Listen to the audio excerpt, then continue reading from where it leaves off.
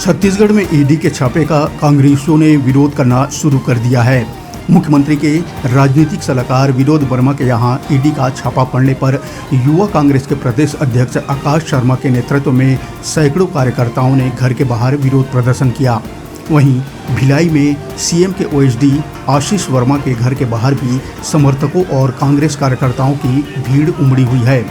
ढोल नगाड़ों के साथ कार्यकर्ता ईडी के छापे का विरोध कर रहे हैं और पीएम ईडी मुर्दाबाद के नारे लगा रहे हैं।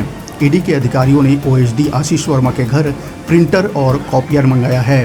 फिलहाल आशीष वर्मा की संपत्ति और दस्तावेजों की छानबीन चल रही है।